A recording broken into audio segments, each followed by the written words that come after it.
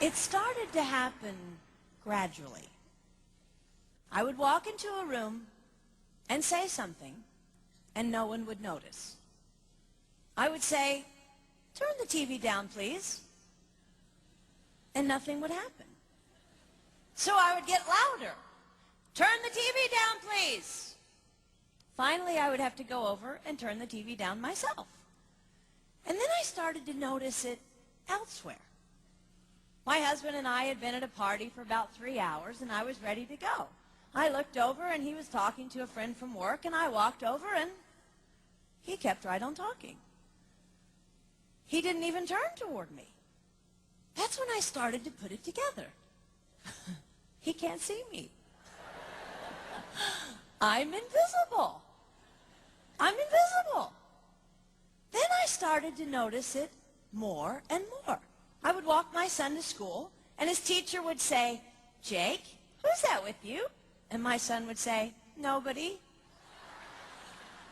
Granted, he's just 5, but nobody? One night, a group of us gathered, and we were celebrating the return of a friend from England. Janice had just taken this fabulous trip, and she was going on and on about the hotel she stayed in.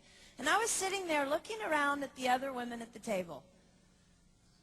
I'd put my makeup on in the car on the way there. I had on an old dress because it was the only thing clean, and I had my unwashed hair pulled up in a banana clip, and I was feeling pretty darn pathetic. And then Janice turned to me, and she said, "I brought you this."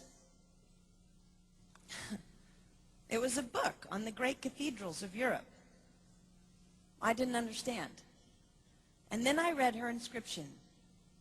She wrote, "With admiration for the greatness of what you are building when no one sees." You can't name the names of the people who built the great cathedrals. Over and over again, looking at these mammoth works, you scan down to find the names, and it says, "Builder, unknown, unknown, unknown." They completed things not knowing that anyone would notice. There's a story about one of the builders who was carving a tiny bird inside a beam that would be covered over by a roof. And someone came up to him and said, "Why are you spending so much time on something no one will ever see?" And it's reported that the builder replied, "Because God sees." They trusted that God saw everything.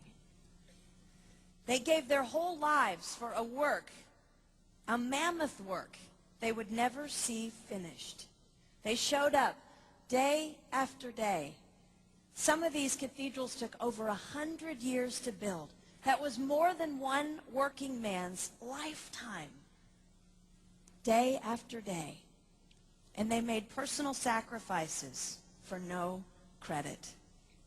Showing up at a job they would never see finished, for a building their name would never be on. One writer even goes so far as to say no great cathedrals will ever be built again because so few people are willing to sacrifice to that degree. I closed the book, and it was as if I heard God say, "I see you. You are not invisible to me. No sacrifice is too small for me to notice. I see every cupcake baked, every sequin sewn on, and I smile over every one. I see every tear of disappointment when things don't go the way you want them to go. But remember, you are building a great cathedral.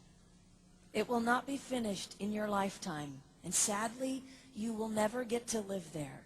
But if you build it well, I will." At times, my invisibility has felt like an affliction to me. But it is not a disease that is erasing my life. It is the cure for the disease of self-centeredness. It is the antidote to my own pride. It's okay that they don't see. It's okay that they don't know. I don't want my son to tell the friend he's bringing home from college, "You're not going to believe what my mom does. She gets up at 4 in the morning and she bakes pies and hand bastes a turkey and she presses all the linens." Even if I do all those things, I don't want him to say that. I want him to want to come home.